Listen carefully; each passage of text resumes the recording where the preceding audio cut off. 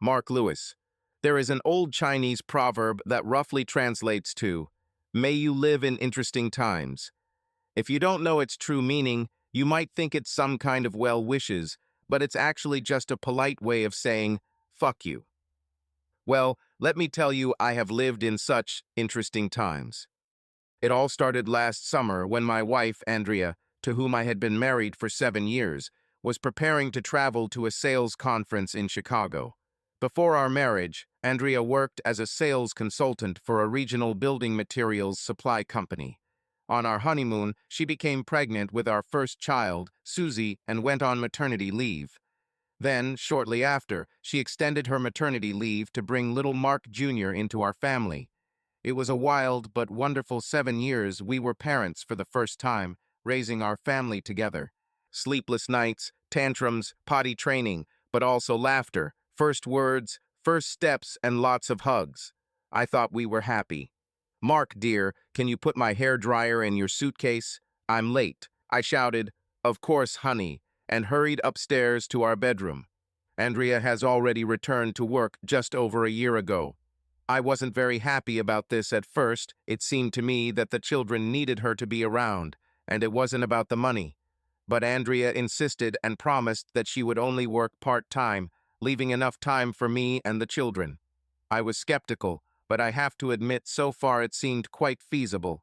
The kids were happy, I was happy, and she was happy. Well, like I said, I really thought we were all happy. The hairdryer was still plugged into the outlet in our bathroom. I took it, wrapped the cord around it, and then walked over to Andrea's suitcase. It was a huge and expensive suitcase that we bought when Andrea first started traveling on business. It lay open on our double bed.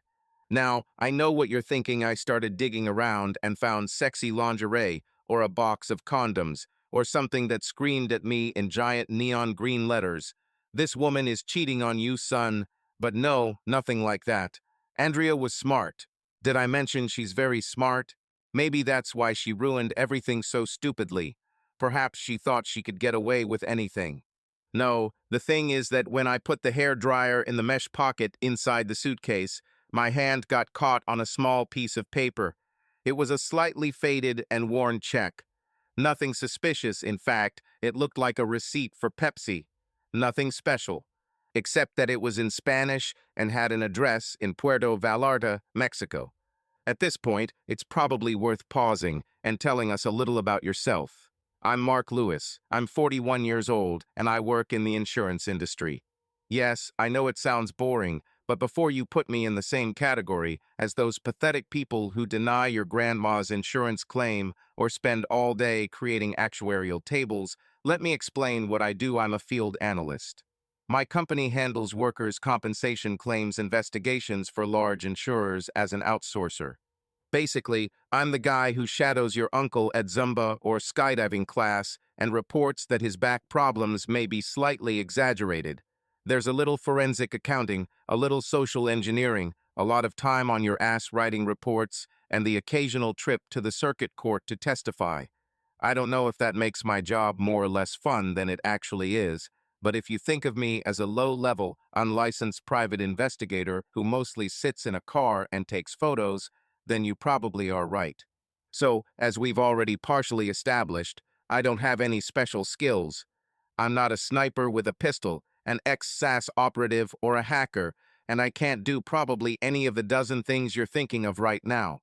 However, the two things I'm actually quite skilled at are people who lie to my face and the ability to keep a poker face while they do it. Seriously, who's going to tell me the truth when disability benefits are on the line? And you should hear the stories people try to tell me when I catch them playing football for an hour when they shouldn't even be walking. Politicians would blush at such stories. Anyway, back to the check. I stared at it for a second, put it in my pocket, and then went downstairs. By the time I caught up with Andrea in the kitchen, I knew something was terribly wrong. You see, we bought this suitcase new when Andrea went on her first out-of-town business trip, just a month after she started her job. I knew, or at least knew from Andrea's words, that none of her trips were to Mexico and more specifically, I knew from the date on the check that she must have been in upstate New York at this is the time to sip a cold Pepsi on the beach in one of Mexico's most famous tourist destinations. Andrea heard my step and turned around, with a sly smile on her face. Her long dark hair was pulled back into a messy ponytail, and her thin glasses barely rested on the tip of her nose. "Here, dear," she said, handing me a piece of lined paper. "This is the children's schedule for this week. My mom has offered to take them to a few events, but you'll still have to take them on Thursday and Friday. Are you sure you can take them to her every day?" I smiled at her. She was such an involved mom. It was one of those qualities that made my love for her grow even deeper over the years. I really needed my poker face right now. "No problem, dear," I answered joyfully. "Don't worry about anything. I'm holding the front while you're leaving. Just try to get home safe and sound." I reached out to her, and she fell into my arms, raising her head to kiss me tenderly on the lips. "You are such a wonderful father. I am so lucky to have you," she smiled at me. I smiled back, but looked over her shoulder. I noticed her bag was open on the kitchen table. "I'll take your suitcase. Why don't you go to the toilet before going to the airport?" Another interesting thing about Andrea is that she has a compulsive need to go to the toilet before leaving the house. 2 children and a slightly weakened pelvic floor have left her with a bit of a problem. Because of this, she often wore pads in her panties, and my suggestion had the desired effect. She hurried to the toilet. Without wasting a second, I went to the table and opened her bag. 2 books, sunglasses, chewing gum, keys, phone. There was no time for that. Wallet. No condoms again, like I said. Andrea wasn't that stupid. Nothing that could incriminate her. Well, at least if I hadn't seen that receipt. Passport. I didn't even know she had it. I opened it and flipped through the pages. 2 stamps: Mexico and Queensland, Australia. Crap. I said a little louder than I intended. I heard the sound of draining and quickly threw everything back into the bag. Australia? What the hell? How could I not know that my wife was flying to the other side of the planet on a work trip? Seriously, was I really that inattentive? Was there anything that could have given her away? How did she have the nerve to do something like that? I was stunned, but the sound of water from the bathroom made me move quickly. I walked up the stairs, closed and zipped up her suitcase, and began to carry it downstairs. "Crap, crap, damn," I muttered under my breath. Andrea was waiting for me at the front door. "Time to turn on your poker face. Are you okay, dear? You look a little nervous." She reached out her hand to place it on my forehead as a sign of concern. I was amazed by her impudence. "Poker face, Mark. Poker face." "Yes, it's okay, Andy." I put the suitcase by the door. Her Uber was due to arrive soon. "So," I continued, "where are you staying in Chicago?" I haven't actually asked her this before. Realized that I didn't ask her a lot of questions that I probably should have asked. Well, I'll give her credit. She didn't miss a beat. "I'll be staying downtown at the Marriott and sharing a room with Mags." The number is in her name. Mags was Margaret Fields. Andrea and Mags went to university together, graduated together, and ended up finding jobs at the same company. We hadn't seen her much after Andrea became pregnant with Susie, but now that they were both working at Redfield Building Supplies again, she became an increasingly intrusive presence in our lives. To be honest, I couldn't stand this woman. She was loud, rude, and a little slutty. The fact that she got married a couple of years ago has hardly changed her character. I may be a bad detective, but it's clear what kind of person Margaret Fields is. Andrea's phone beeped, most likely a message. She looked at him and said, "My car has arrived, dear. Don't forget to pick up the kids from Mom before 6. Love you." She gave me a deep kiss again, and I helped her carry her suitcase to the car. I already suspected the Uber driver. Was he her secret lover?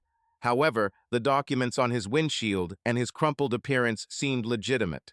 I hugged Andrea one more time, and as soon as she was out of sight, I ran back into the house to check the internet. First, I checked the airlines. I confirmed that the flight to Chicago that Andrea mentioned actually existed. The flight number matched. I also looked at international flights departing around the same time, but that didn't give me any clues. After all, she could easily transfer to another flight somewhere else. After that, I checked her social networks, Facebook, Instagram, her email, everything I had access to or passwords to. Nothing has changed. No clear evidence. No talking, nothing suspicious. I even looked through all of her followers and who she follows to see if there was anyone I didn't know. Other than some of her colleagues on LinkedIn, there was no one there that I didn't know. I calmed down a little and began to think. Realistically, I knew that the only reason Andrea would lie to me so blatantly about her travels would be because of an affair. It seemed crazy, but what else could it be? Trade? This is even more absurd. What was she doing? Have you met anyone in these places? Did you travel there with someone? Who could it be? Ex-boyfriend? Colleague? Is she on one of those sugar baby sites? Maybe rich older men fly with her for a week in exchange for those marital rights that belong only to me. I was starting to calm down. The initial rush of adrenaline had worn off, leaving me with a sick feeling in my stomach. I didn't have any leads. My best chances her laptop and phone were with her and would not return until she returned. I knew nothing except that my wife had lied to me more than once about her work trips, but that was enough to make me suspect the worst. The biggest problem was that my natural cynicism, nurtured by a job in which people lie to your face almost every day, did not even give me the chance to imagine a less painful explanation for what was happening. No, I'll have to grit my teeth and continue. Pick up the kids first. Then try to extract information from Andrea's mom. I took the car keys and drove to my wife's parents. I have always loved Andrea's parents. They were simple, more traditional, and more straightforward than most people today.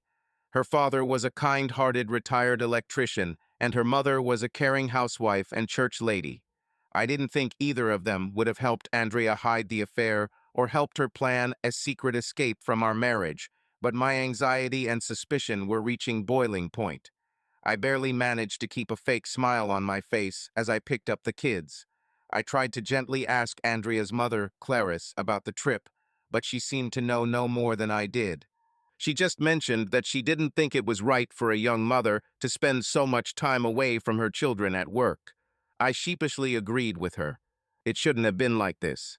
She nodded and patted my cheek. You are a good husband, Mark. Try to talk to her when she returns. Damn it. An innocent remark or a subtle warning. Yes, I was going crazy. Clarice and her husband Herb couldn't possibly be involved in something like this. This seemed beyond their ability on a fundamental level. But then I didn't think Andrea was capable of this either. What do I know, right? That evening, I received a call from Andrea. She was fine, relaxing at her hotel in Chicago and planning to spend the next day with Mags on Lake Michigan. Apparently, a friend had a boat. I told her that I miss and love her. I let her talk to the children. I tried to discern some kind of lie in her voice. It was unbearable. We had a pretty low-key weekend with the kids.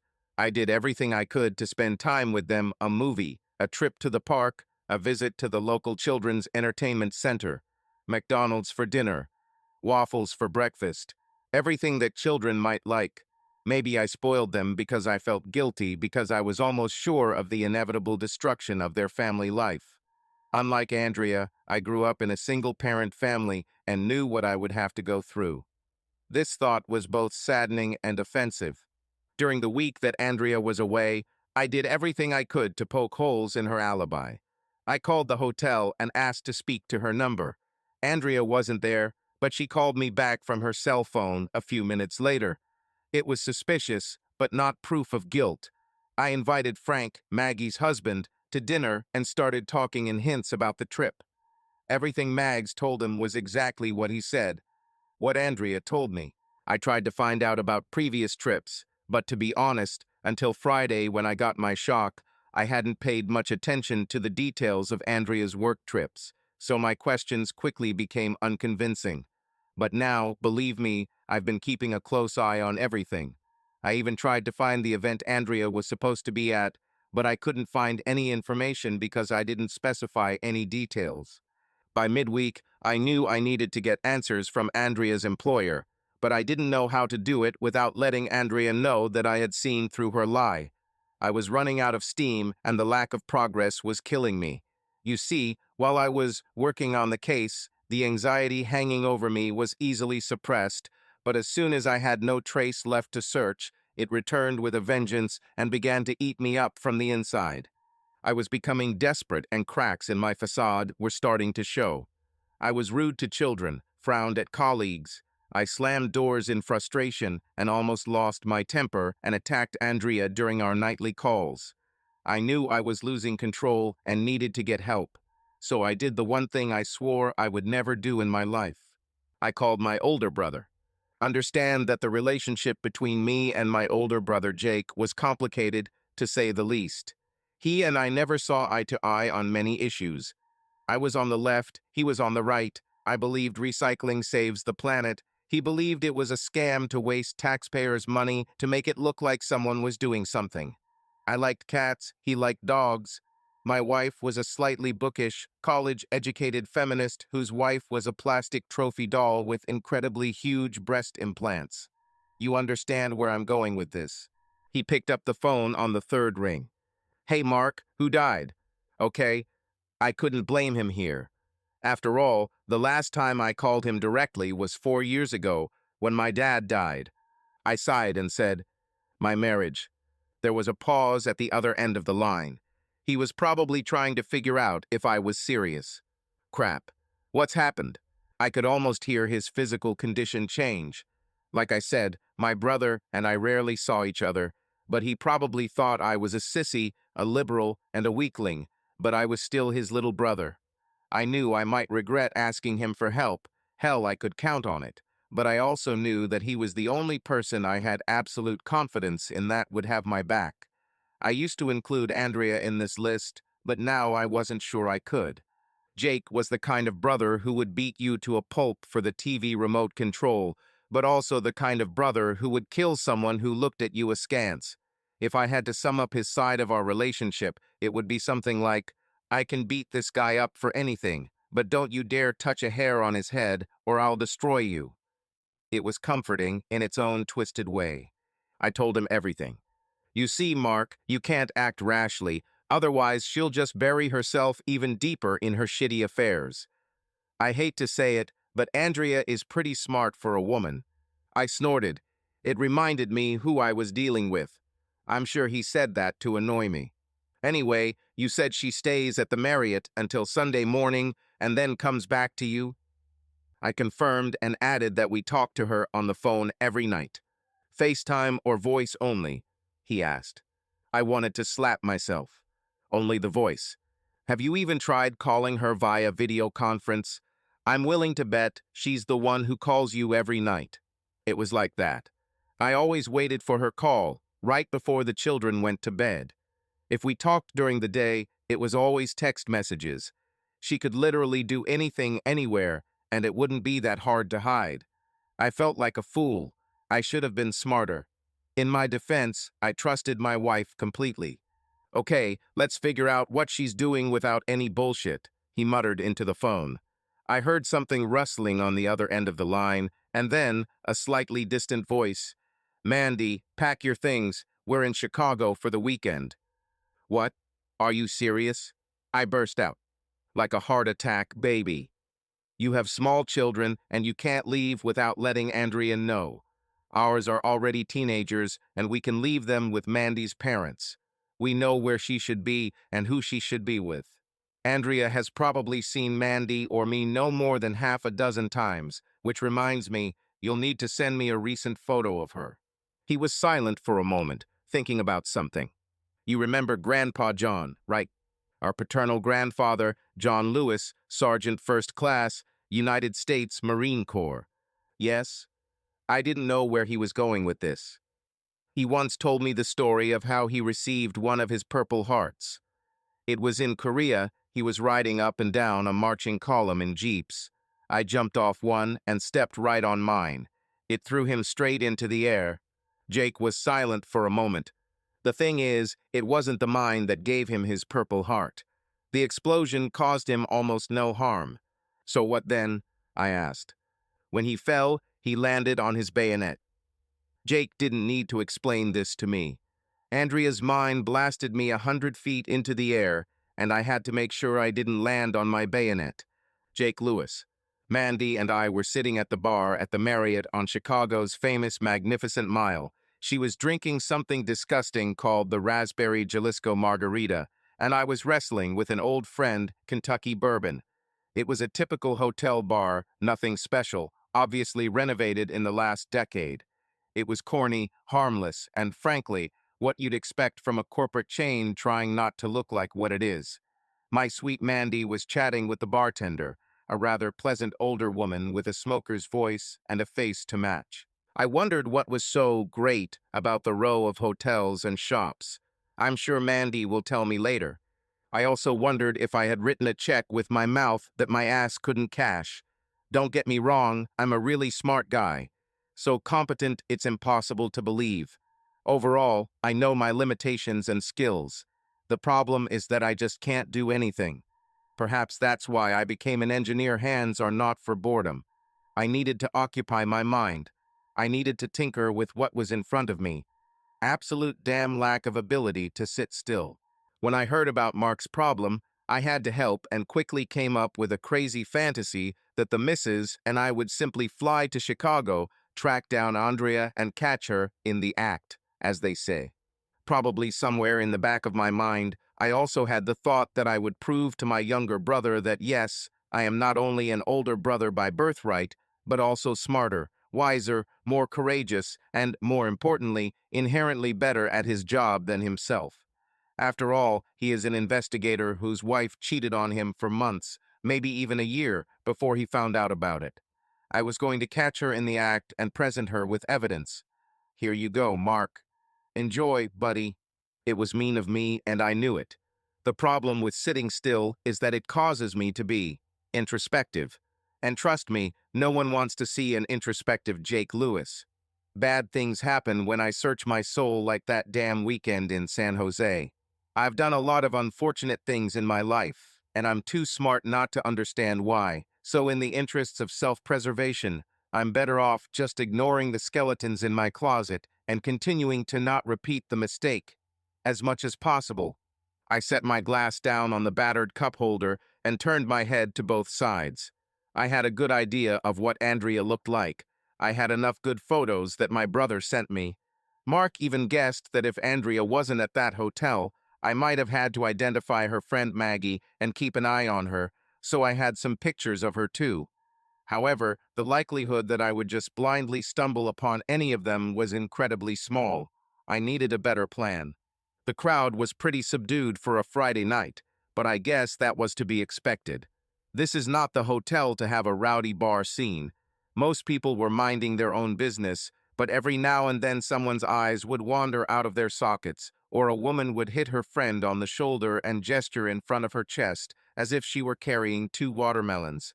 I called it the bimbo effect. Basically, no matter what room Mandy is in, she is likely to be the center of attention and stares, covert or overt. She is the only woman I have ever known to be called out by her mother pushing a stroller. Hey, nice breasts. And I have witnessed many instances of people of both sexes crashing into walls, telephone poles, shopping carts, or just each other as my girlfriend walked down the street in heels, everything swaying like a psychedelic sexy Jell-O mold. My Mandy is 5'8" tall and weighs 140 pounds of pure, undiluted sexual fantasy from the top of her bleached roots to her pink pedicured toes and everything in between. Makeup, always heavy and sexy. Eyelashes, false eyelashes, and at least 2 inches. Lips are filled with hyaluronic acid.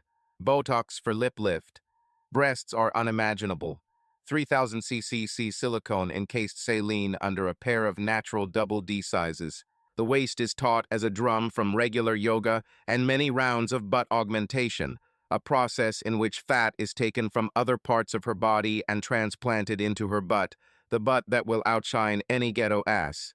She went on the burger and milkshake diet 4 times, and the end result will make Kim Kardashian look like a tomboy. This is my Mandy, my wife of 17 years, my absolute dream woman, my companion, mother to my two beautiful daughters, and, when we still find time, daddy's little sex toy. We have a terribly codependent relationship, and we rejoice in it. It has always been this way, and probably will be so. I know that I will never find another woman who would go to such extremes to be my walking dream, and she knows that the more she makes my fantasy come true, the more hopelessly attached I become to her. Believe me, at first glance, it may seem that I have all the power in our relationship because she is so fawning and submissive to me, but there is no more obvious case of dominance from below than our entire relationship, and I know this very well. So yes, from the outside, we might look like a rich guy with his probably ex-dancer wife, but look closely and you'd find out the truth. It was pretty obvious to people who knew us when we first got married and remembered Amanda. Not many people remember, but she has photos that she sometimes takes out to show. This always comes as a surprise. So, imagine how difficult it is for us to remain ourselves and raise two teenage daughters.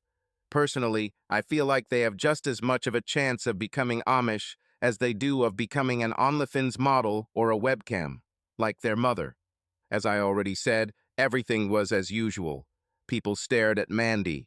Mandy was chatting to someone nearby who would listen, and I was wondering how I could get results out of this dog mess I had gotten myself into. Mandy spoke and brought me out of my thoughts. "Jake, dear, would you like to order something? Maybe some snacks? I think this margarita went to my head." Yes, I guess what do they have?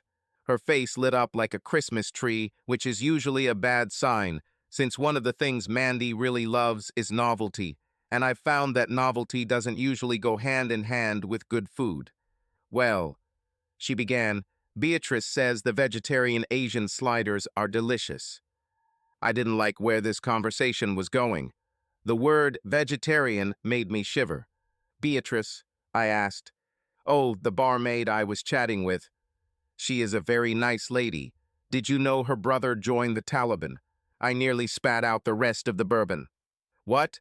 Mandy, why would I know this? Damn it, why did she tell you this?" She simply shrugged, her huge breasts bouncing. I think I heard someone fall in the background. "Don't know. We were talking about where to find good platform shoes near us, and my Mandy, she had the gift of gab, just like her old man, a used car salesman from Jacksonville, Florida. Even before she became the bionic bimbo she is today, she could easily befriend anyone and make them reveal their darkest secrets in a matter of minutes. I actually saw her dad Jeff in action, and the apple didn't just fall close to the tree. I think it landed on it and turned into a redwood tree. This truly made her an amazing performer on her broadcasts. She knew how to work the crowd and could maintain her bubbly and enthusiastic demeanor for hours. "Wait, baby," I interrupted her. In the depths of my mind, an idea was brewing. It was much better and less risky than my original idea of pretending to be a courier to find out which room Maggie Fields and Andrea were supposedly staying in, and a little more prudent than outright bribery. I smiled and briefly told Mandy my idea. Thanks to the tactful request of Mandy's new friend Beatrice, an hour later we changed our rooms to the 10th floor, 2 doors down and across the corridor from our surveillance targets. It was Friday night, and I knew that Mandy was starting to want to either go out and have fun or stay in and have some real fun, and to be honest, I was of the same opinion. However, I promised my little brother that I would do everything possible to figure out what his supposedly unfaithful wife was doing. I just hoped that we would figure it out faster than in one episode of Scooby-Doo, and I would be free to having fun with Daphne after the commercial break. Rub-dooby-doo, bastards. Mandy and I ended up coming up with what we thought was a great plan, but ended up being pretty stupid. You see, the hallway curved along the outside wall of the hotel, and in the corner there was a small bench and a drink machine. Our plan was simple. I ordered a couple bottles of California's finest sparkling white wine, grabbed a few buckets of ice that were available, and Mandy and I settled down on a bench for a very, very long makeout session.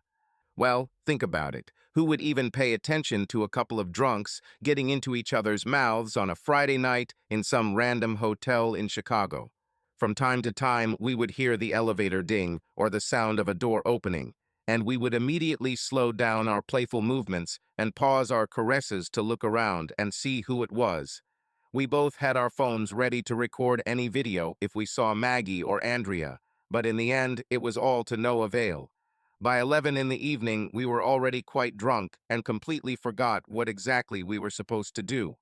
The man who came to warn us in the middle of the second round only directed us back to our rooms instead of kicking us out, so there are some advantages to that. Hey, don't be surprised. I already said it was a stupid plan. The next day was our last chance to get some evidence for Mark, and this time I wisely included my little brother in the planning process. It turned out that he really is a better investigator than me. What a surprise. The plan was pretty simple. He would text me when he was on the phone with Andrea, and I would come over and start making noise and knocking on the door. That's what we did. I barely had time to start screaming when the door was opened by a tall man of about 40 with gray hair, demanding to know what I was doing. Behind him, I saw Maggie under the sheets on the bed, apparently naked. No sign of Andrea. I politely apologized and said, "Lo siento, señor," with a terrible Mexican accent. Mandy was a little behind me, secretly recording everything on her smartphone. We figured that Andrea didn't see much of Mandy or me, and that we had both changed a lot in our appearance since we last met. But since Maggie had never seen us at all, it didn't matter. A few minutes later, I received a message from Mark. He didn't hear anything. As they say, the silence was deafening. Mandy Lewis. Hi, it's Mandy. Oh my God, this was the weirdest and the most fun mini vacation Jake and I have had in years. This spy business is so crazy. Usually when we go on vacation, we do all the usual vacation things: drink, eat, have sex, and of course my second favorite thing, shopping. But having a goal on vacation is amazing. I was totally turned on and wanted to catch that cheating bitch Andrea, and let me tell you, last night on duty was a blast. Well, yeah, sure, we screwed up and didn't actually catch anyone, and honestly, it was a completely stupid plan, but between you and me, I love sex in public. OMG. Every time we come to a new city, or heck, 50 miles or more from home, I feel so free to be myself. I can dress the way I want, act the way I want, basically, I can be myself. Don't get me wrong, I love my kids, and they certainly put up with a lot of things with me being their mom. But oh my God, how I need a break sometimes. Jake understands me. He's always been understanding, and we try at home, but it's hard to be a preoccupied bimbo toy when you can only turn it on from 10 p.m. to 2 a.m. in the guest room at the other end of the house. Anyway, I always try to get Jake to come off when we're on vacation, and he usually agrees, but he's very against doing dirty things in public.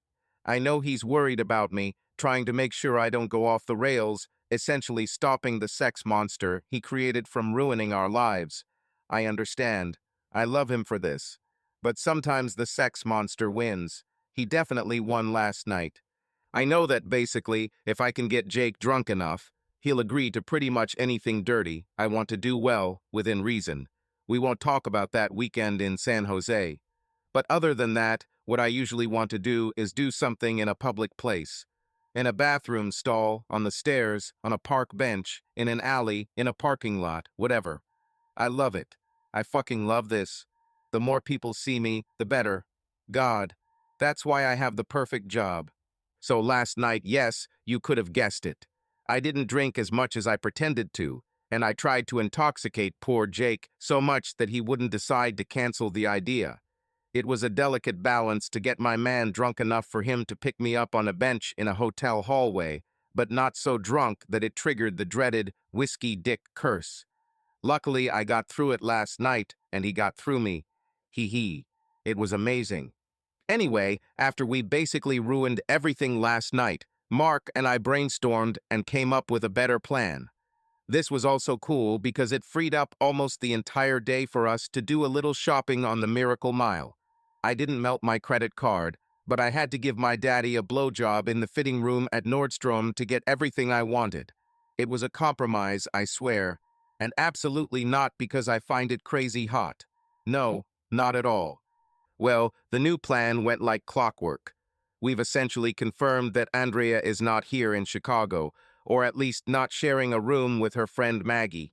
Jake and Mark had a long talk after this, where Mark laid out yet another plan, which brings us to today. We knew exactly what flight Andrea was going to be on from Chicago back to Houston, so we got to the airport early and just hung around, drank coffee, chatted, texted the kids, and played on their phones, positioned next to the boarding gate for Andrea's return flight. About half an hour before boarding, we saw her friend Maggie, who appeared with some man, the same one we saw in the hotel room. They held hands, acted quite intimately, and sometimes kissed. Nobody asked me, but I still filmed them. I know that she is married, and I know that this man is not her husband. Bitch. Oops, I said that wrong. I mean, I'm like that too. But I'm a bitch for one man, who just sometimes shares me on the internet with several thousand viewers at the same time. My channel, by the way, is quite popular, if I do say so myself. Basically, what I'm saying is that it's great to be easy to get, but it's not great to be a lying, cheating bitch. I started to get a little distracted, wondering if we'd have enough time to stop at Starbucks for a mocha when Jake elbowed me in the chest. He was probably aiming for the ribs, but seriously, there's just too much chest there. I followed his gaze and slowly exhaled ooh ooh as I picked up my phone to record. It's her, isn't it? I asked my husband. Yes, and I don't know who this guy is with her. He's a little old, isn't he? I snorted. Pot, don't call the kettle black, you're a thief among us too, I grinned. Jake is 10 years older than me. I was 19 when we got married. Best damn decision I've ever made. My eyes are not as good as yours. What's written on his bag? He asked me. I had to squint a little, but thanks to the laser eye surgery Jake paid for me for my second wedding anniversary, I was able to make it out. Royal Ontario Museum, I muttered. Let's see. He played with the phone. I guessed that he was checking the arrival of flights. The flight from Toronto arrived about an hour ago. Enough time to clear customs and get here just in time. I don't understand, I said. Why complicate everything so much? If she's really going somewhere with someone, why not go to Chicago? This doesn't make sense. I looked at my sister-in-law and the man she was with. He was a little older, with a receding hairline at the back of his head and thinning hair at the front. Small belly, about 6 feet tall. He was cute, but not particularly handsome, and certainly no more handsome than Jake's brother. Definitely not in that good shape, even if he was a couple of inches taller. They stood quite close to each other, and from time to time he lightly touched her arm, but they did not kiss and were not closer than just good friends. I guess we should go, honey, otherwise we'll miss our flight. Can you send these videos to Mark? I nodded, and we both stood up, holding hands, and headed towards our exit. Our flight to Fort Lauderdale was leaving in 40 minutes, so I put all thoughts of mysterious cheating bitches out of my head, and instead wondered if I could find a place where I could get Jake drunk enough to get him to rejoin the club. On top, before I have to go back to mommy mode. A girl's priorities should be in place. Andrea Lewis Hampton. Paul was trying to tell me something, but I couldn't hear him over the noise of the blood pounding in my head. This has been happening to me more and more often lately, especially on this trip. Anxiety, pressing guilt, as if the bottom of my stomach had fallen through the floor, taking with it everything I had eaten. I was a mess and falling apart. Mark, Susie, little Mark, my family. What the hell am I doing? How did I end up in this situation? The next event will be in Hawaii, the same duration as this time, but due to the time difference, you will have to fly out earlier. We want you to be available on Friday and Saturday evenings, both weekends. Hawaii, that's where Mark and I spent our honeymoon. It was there that we conceived our daughter Susan.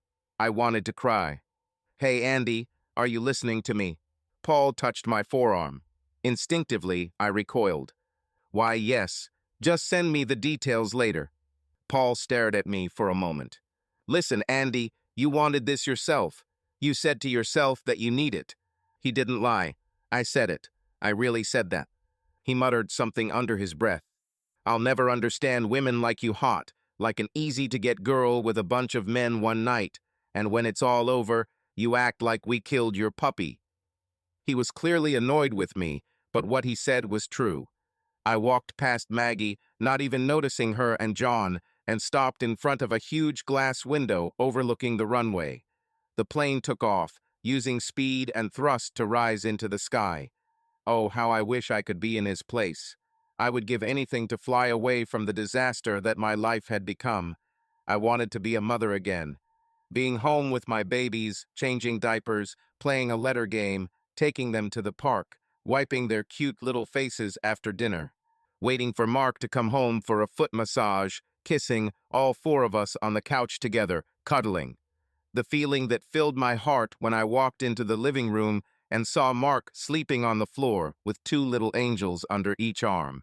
If I had known then what I know now, I would never have started communicating with Paul Jackson again.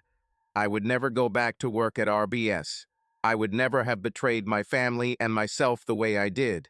I needed to pull myself together, otherwise I would start to fall apart as the plane began to board. I looked at my watch. It was almost time for the next pill. This will help. This will help me put all my thoughts and feelings back into the box. The box was good, large, heavy, and dark. She made it so that you didn't have to look too closely at what was inside. I knew about Hawaii. I knew it was inevitable, but I could put it in a box until I had to face it. I could focus on other things, like getting home to Mark and the kids. Kiss them. Hug them. Bask in their love, in the safety of home. This is all I ever wanted. This is not true. I wanted more. And indeed, something terrible happened. I got it. And now I can't get rid of it, no matter how much I want to. Boarding has begun on my row. It was time to put on the game face and go. Stuff it all in a box and pray to God that there's enough room in there to keep a lid on this shitty part of my life. Mark Lewis. I sat in my favorite chair, the color of vomit. We found it in the garage when we first moved in, and it had probably been thrown out by the previous owners and looked like it had been around since the 70s. However, it was comfortable, it folded out, and it was a place I liked to sit when I needed to think really, really hard. However, today it was very, very difficult to think. My wife, Andrea, I didn't know what to do with her. I didn't know what she was doing, at least not completely. Now I knew that she was lying to me, or rather, I had already discovered that she had been lying to me even before she left on her last business trip. The actions of my perpetually dissatisfied brother and his pneumatic wife only made the betrayal more real. It's a funny thing. You can ignore problems you can't see, or you can rationalize them into being smaller than they really are.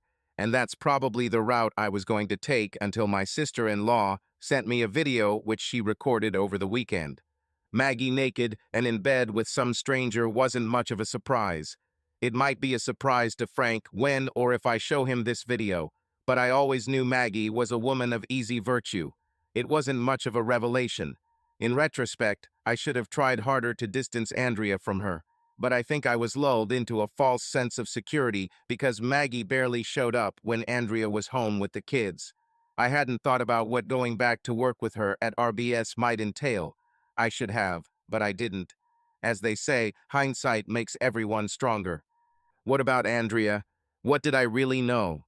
Oh, I knew about her business trips, or at least that she was lying to me about where she was going. I knew she had lied to me and the kids on the phone several times this week about where she was and what she was doing. It's hard to spend all day shopping in Chicago when you're actually in Canada. But now I have a video. She and her colleagues arrived together to board a flight from Chicago home to Houston. I probably spent an hour watching less than a minute or two of the video, looking at every movement, every gesture. Tried to see if she wore wedding rings. Did she smile at him? Were they clothes? When he touched her, she seemed to recoil slightly, but was it from surprise or out of guilt? The answers I was looking for led me to even more questions. I was, at least nominally, an investigator. Fake certificates, false statements, falsified medical documents, but nothing like that. However, I knew how the process worked. I knew how to get to the truth. But did I want to? I looked at my two children, Susie and Mark Jr. playing with the new coloring books I had bought for them. They diligently colored their pictures, their tongues bent in concentration, painting the sheets like crazy. They were so blissfully unaware that their reality was on the verge of destruction, and it was not their fault, but mine. If I take action, if I find out the truth, will it be Andrea's fault, or will it be my fault when the final reckoning comes in our marriage? Once I had this video, it was not difficult for me to associate the name with the face of the man next to my wife. Paul Jackson, Executive Director of Sales and Marketing at RBS. Technically, Andrea's boss is 2 levels above her. According to his LinkedIn profile, he had worked at RBS for almost 2 decades, and his Facebook profile said he had been married almost as long and had 3 children. By the looks of it, the teenagers are probably still living at home. His wife is an attractive bottle blonde, a typical soccer mom with style and taste to match. The irony is that she is probably even prettier than Andrea, even if she is older. Is Andrea cheating with this man? My mind tells me it's likely, even highly likely. My heart tells me, tear it out and end the pain. Dad, I want to eat. Me too. I smiled at the kids, the best fake smile I could make right now. Okay, let's just have a snack. We have to pick up your mom from the airport and then stop for pizza on the way home. The announcement that there would be pizza for dinner was a delight. I took a deep breath and started rummaging around the kitchen. We'd renovated it last year when our income started growing, and I was still getting used to where Andrea had put half of our utensils and dishes. The sink was modern, and the kitchen island was a giant epoxy-coated walnut stove with an induction cooktop that had touch-sensitive buttons like something out of a Star Trek movie. Andrea was so proud of this kitchen, and I was happy that it made her happy. Now I just wanted to find a damn plastic plate to put some apple slices on. I pulled out a couple of small apples, the red delicious variety, and started slicing them. The action that involved my hands gradually brought me out of my mood. I used a trick I learned on YouTube a year ago and made apples into bunnies for the kids. They loved it, and it was a great way to introduce them to healthy snacks. That's the kind of father I was, so how can I think about ruining their childhood? I needed more information. I had to take the next step, even if I didn't want to. I couldn't let the fear of knowing and the anxiety of not knowing tear me apart, make me less than I am. Once I know more, perhaps once I know almost everything, I'll make a decision. But then, will it be too late? One of the fundamental truths of divorce in America is that the legal framework of no-fault divorce was at odds with the cultural reality that women had the right to contribute nothing to the marriage except children and childcare without any social pressure to do more. This was a far cry from the days when being a housewife meant actually working for the benefit of the family rather than finding new ways to spend money. My own mother grew canned food and collected newspapers, cans and scraps to sell for recycling. She would buy quality clothes and mend them when we wore them out, and when my brother and I outgrew them, she would cut them up and turn them into useful items. She had a garden. She collected aluminum foil and rubber bands. She made jam, exchanged coupons with neighbors, and earned pocket money by baking pies. And at the same time, she still had time to be the mother of 2 unbearable boys, heal our scratches, soothe our feelings, wash us, and help with homework. She was just as important, if not more important, to our home than Dad, and when Dad left us, she became our whole world. Yes, I understand that times have changed. But can I call Andrea as good a mother as mine, even taking into account the change in social mores? A woman who went to work to be another man's other wife and allowed another woman to raise her children in her absence. A woman who clearly undermined the safety and financial stability of her own children by deceiving her overly trusting husband. Without a doubt, Andrea was a bad wife, but was she also a bad mother? The comparison made me think of my sister-in-law. I'm probably one of the few people who still remembers what Amanda was like. We met when I was in college, and she seemed nice enough, but not my brother's type at all. She was the Flournoy, with thick glasses, mole eyes, and lifeless brown hair. I watched her change over the years. First the glasses went away, then the weight, then different hairstyles and colors, then breasts, and more breasts, and even more. I shook my head. Yes, Mandy had become a walking sex bomb, almost certainly at Jake's insistence, but she had changed him too. He matured, almost instantly, from a womanizing asshole to a serious family asshole. However, what stuck in my mind is that despite the fact that my sister-in-law may have looked like an expensive prostitute, and despite the fact that she made a living modeling and performing nude on the internet, she never worked a day outside her home. She was always close to her children, taking them to and from school, attending sports days, ballet, gymnastics, and taekwondo. She cooked lunches and dinner every evening. She chose a very unconventional career, one that many people would never approve of, but beyond that, her dedication to her family was impeccable. She was a living, breathing contradiction in all my ideas about what was right and what was wrong. I had to admit that for most of my marriage, I felt better than my brother because of Andrea. Of course, she wasn't as crazy beautiful as Mandy, but she was a natural. The real one. She was honest, loyal, proper, loyal, and trustworthy. I couldn't understand how Jake could trust a woman like his wife, with her obvious sexual nature and penchant for showing her body in the most intimate detail to thousands of faceless men. Of course, he must have been torn by uncertainty. Oh, how things have changed. I returned to the living room and placed the plate of bunnies in front of the children. They smiled happily and began to play with the treats, showing them to each other. The reaction brought a smile to my heart. I'll miss being with them every day, but it seems like that's the only possible future at this point, because I doubt that after I show Andrea everything I know, either of us will want to stay married to each other. As I sat in my green chair, I remembered the advice Jake had given me the night I called him. Don't fall on your bayonet. Andrea launched me and our marriage 100 feet into the air, and I'm still there, floating in the sky, wandering and thinking. I knew that eventually, like everything else, what goes up must come down. But I had a choice, didn't I? I could choose where to land. I could choose whether to fall on the bayonet or not. One of the many things I did this week was spend an incredible amount of time researching family law in Texas. I knew that I could file for divorce on the grounds of infidelity, and although this would not necessarily change anything in terms of the division of property, it would not hurt, especially depending on how egregious or destructive the infidelity was to the family. I also knew that I did not need to have video evidence or photographs. The standards in family court were much lower than in criminal court. Things like checks, depositions, emails, text messages, and the like are more than enough to settle the case. But still, I probably needed more evidence than I had. I could collect them. But what about the division of property and child custody? Money, I decided, was not a big issue. I could call for the house to be sold, split everything equally, and still be able to make more money later. If the court had recognized the infidelity, I might not even have to pay child support to Andrea. After all, she had a job, she could have just taken more hours.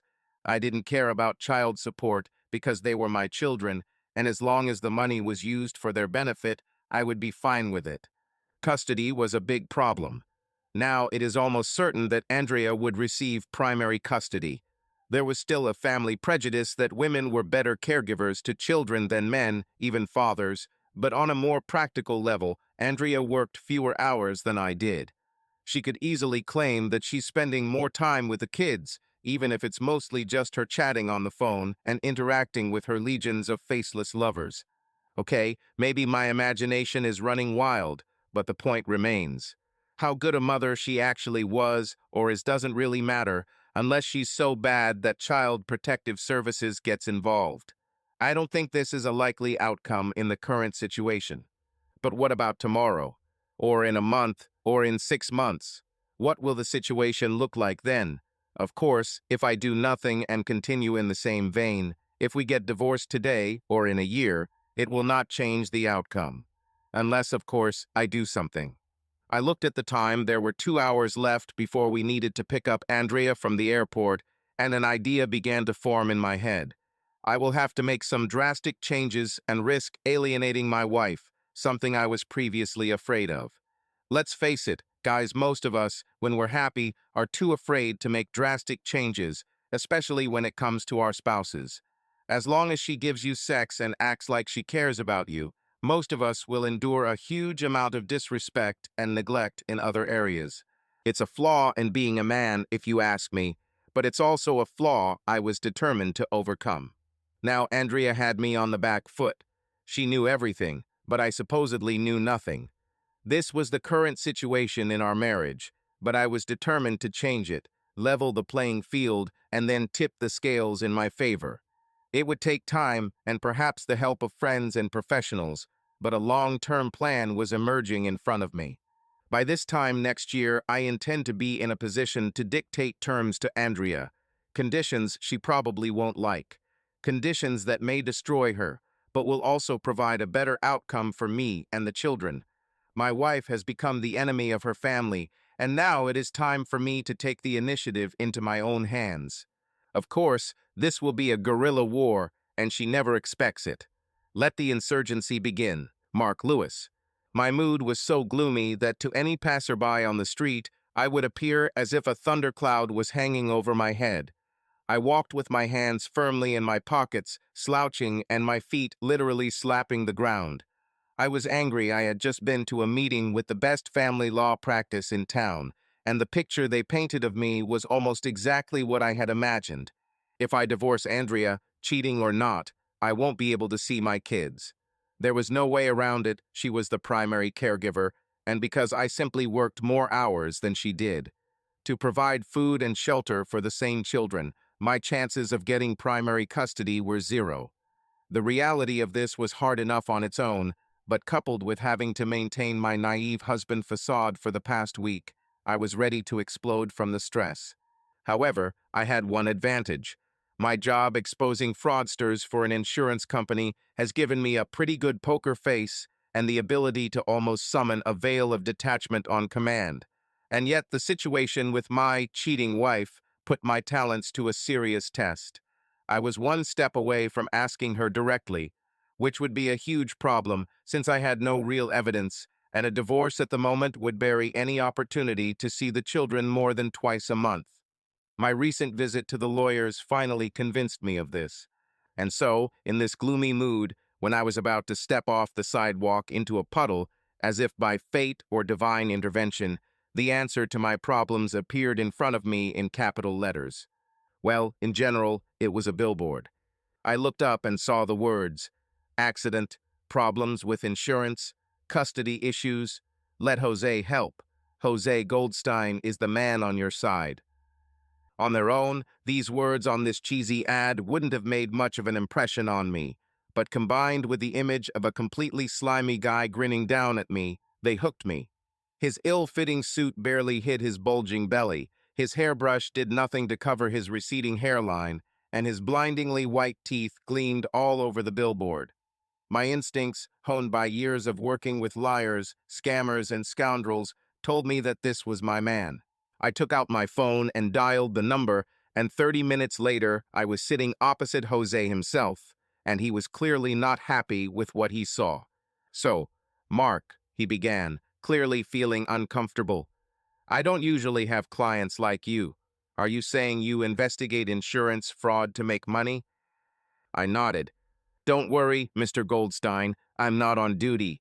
I'm not going to talk to you about your clients. I just want good advice, and I'm willing to pay for it. My confession seemed to calm him down a little, and he leaned back in his leather chair, his hand reaching out to the fountain handle. I saw that he was not entirely convinced. I'll pay double the hourly rate. This caught his attention. Well, okay, he said, noticeably perking up. How can I help you? Would you like me to represent you in your divorce? I shook my head. I don't think I'm ready for this yet. But I definitely want to keep you as a consultant. Well, in the general sense of the word, I want to understand if you were in my place, how would you act? This clearly interested him, and I saw a faint smile flash across his face. Over the next 15 minutes, I filled him in on everything I knew, what I didn't know, what I suspected, and more importantly, what I heard from the best family lawyer in town. He soaked up information like a sponge, and I could see the wheels turning behind his ambitious hustler exterior.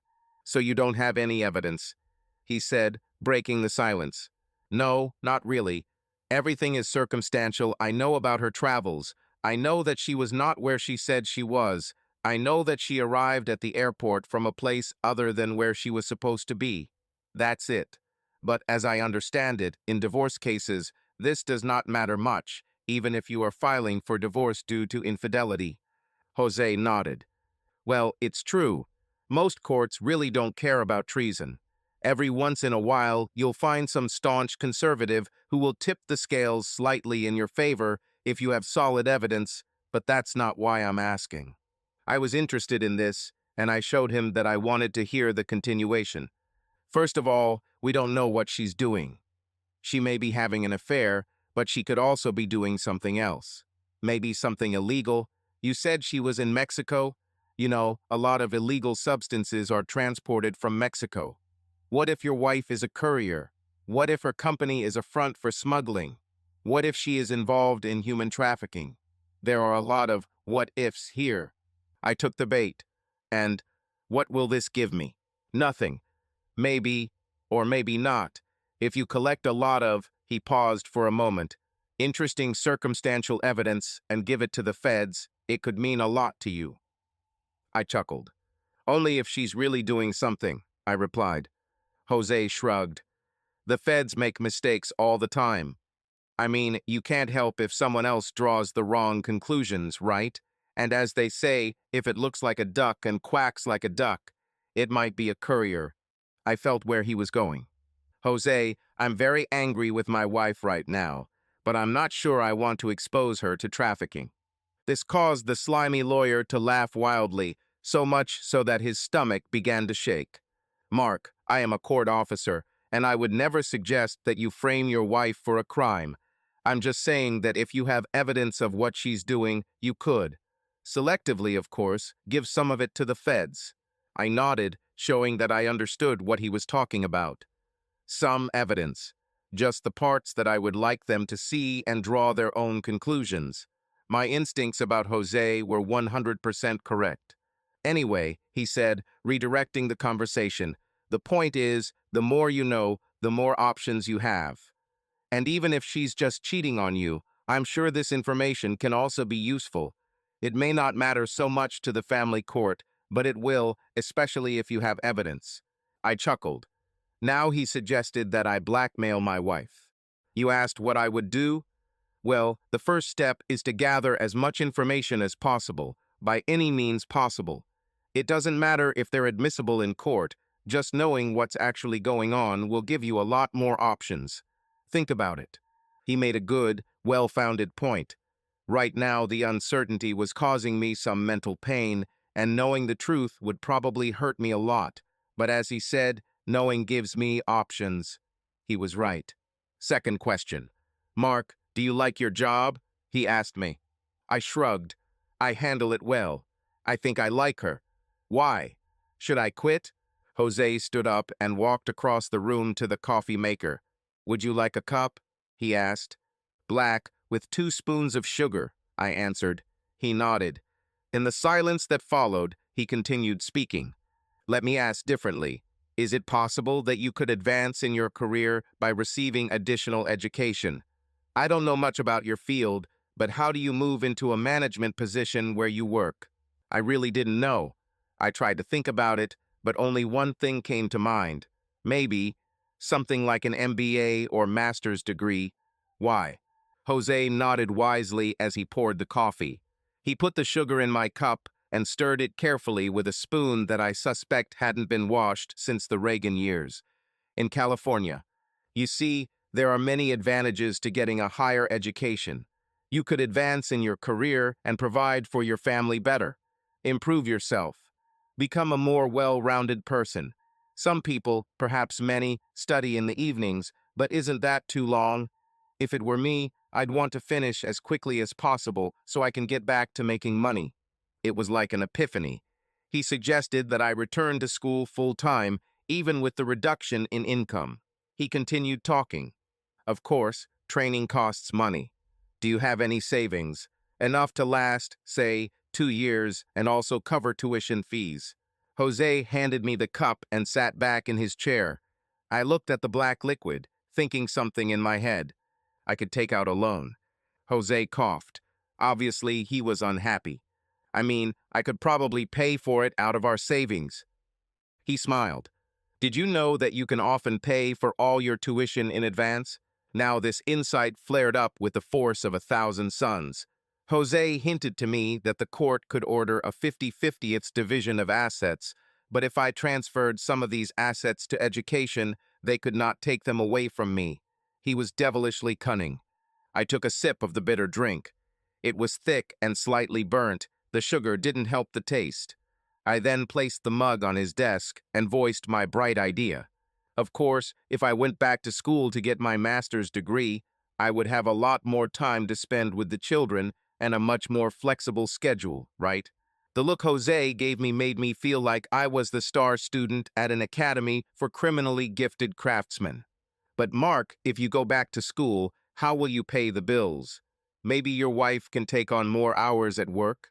His comment caused my stomach to do somersaults. The part of me that was loving and loyal to my own hated the idea of Andrea spending even more time at work, perhaps cheating on me, but the more practical part of me, the one who wanted custody of the children, saw only the positives in it. First, it would even out the difference in income and maybe even tilt it in my favor, which would mean Andrea might have to pay me maintenance. Secondly, it would allow me to take my place as the primary caretaker of our two children simply by virtue of the fact that she would have to work a lot and I would have to do very little other than lectures. Jose sat back in his chair and took a sip of his mystery coffee. There's one thing about this idea, Mark. Texas is a common property state, which means that your degree, if you ever get one, can be considered common property. This means that you may have to pay back some of the expenses or pay them in the form of alimony. I snorted out loud, "What nonsense. Wait, then why did you?" Jose raised his hand. I said, maybe that's the only way. In practice, this is extremely rare and is usually only used in cases where it is clear that one spouse was using the other to pay for tuition. That's why I keep saying that you need more information if you can prove Andrea cheated.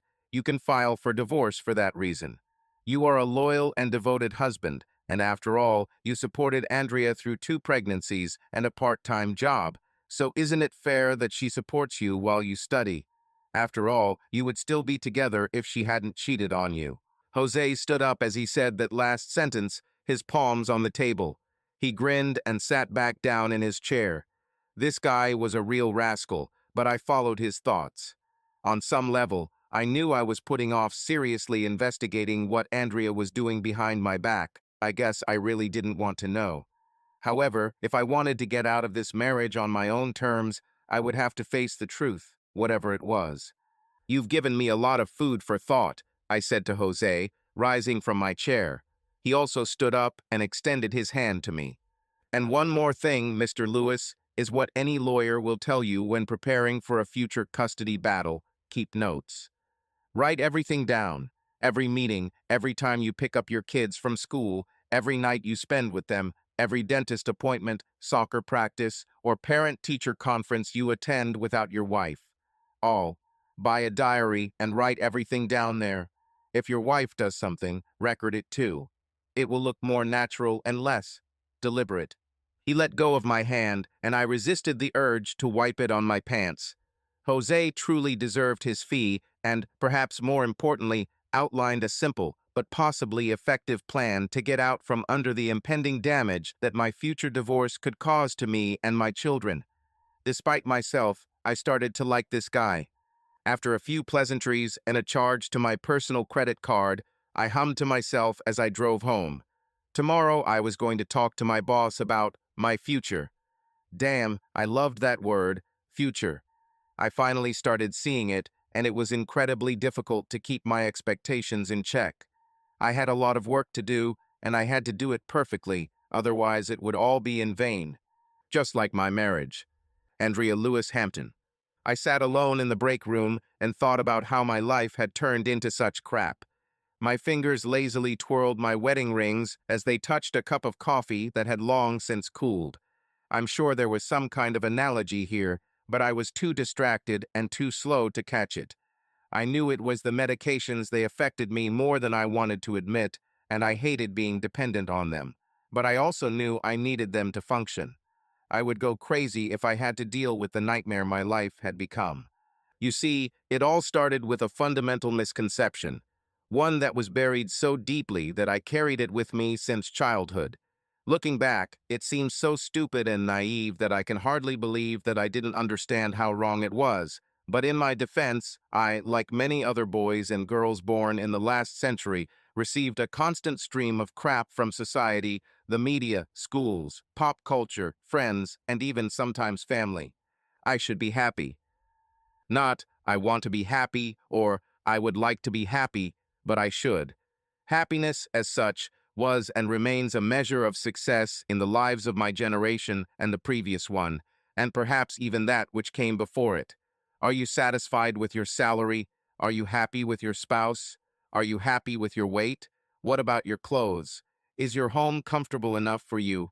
What's wrong with you if you're not happy?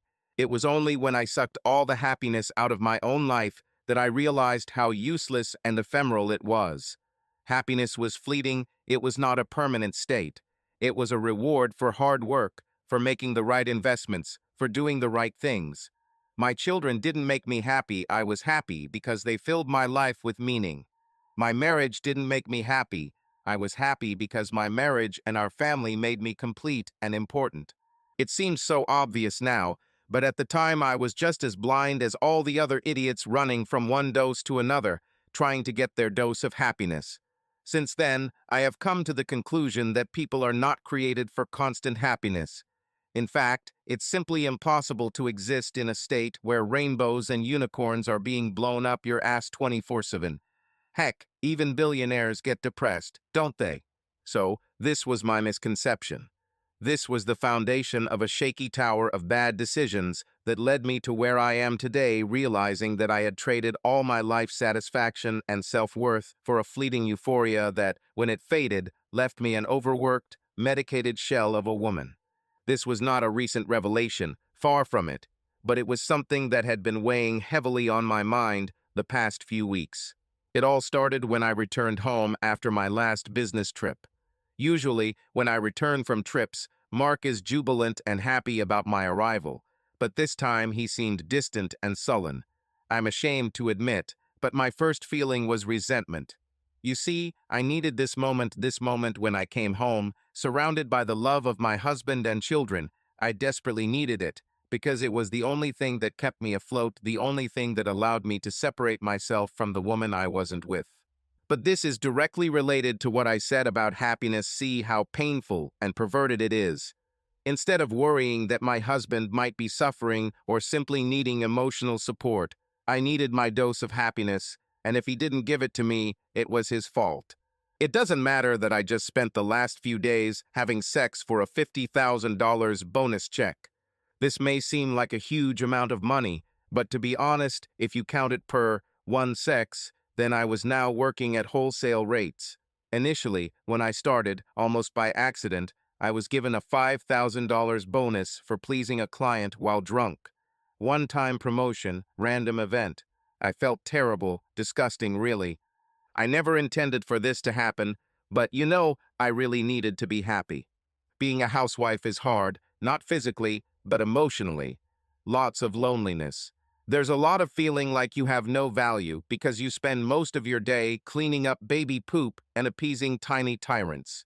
Of course, as a committed feminist, I've always stuck to the old, a woman's right to choose line, but the subtext has always been, as long as she chooses to be a good feminist. And certainly in our society, good feminists rarely become housewives who cook dinner for their husband when he gets home from work. So while I was fulfilled, I was also doing hard work and was clearly not happy, at least not all the time. And that was the problem, remember? Your life is determined by how happy you are at any given moment, or so it was suggested to me, even if unconsciously. I begged Mark to let me go back to work, even though I knew I was breaking my promise to wait until the kids were older.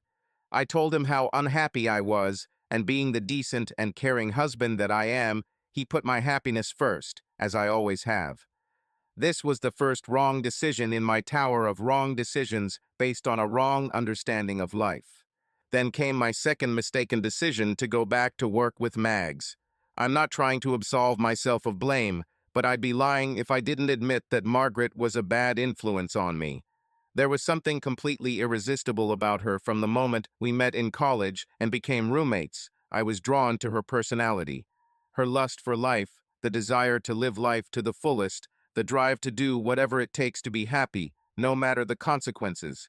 For me, she was the ideal, a strong and independent woman who goes after what she wants without thinking about the consequences or those she might hurt. Looking back on everything in our relationship, I'm glad that she mostly stayed away from me while I was home with the kids. I probably would have been an even worse mother than I ended up becoming. But when I returned to work at RBS, within a week we had lunch together every working day. After 2 weeks, I already started going to hen parties with her once a month later every week, and now she is telling me about her life. About how she cheats on Frank, about her affair with John, about how she makes extra money by giving kickbacks, and sometimes something more to suppliers. It was scandalous. I was shocked, but deep down I was jealous. She was so free, so alive. The admiration I had for her when we were in college resurfaced. She was perfect. Oh, not the one I wanted to be or imitate, but she seemed ideal to me. She loved life, and life loved her in return. She had everything she wanted and an insatiable desire to have more. What about me? I was just a mother with 10 extra pounds of postpartum weight, working part-time to avoid the fact that being a mother, while fulfilling, was difficult.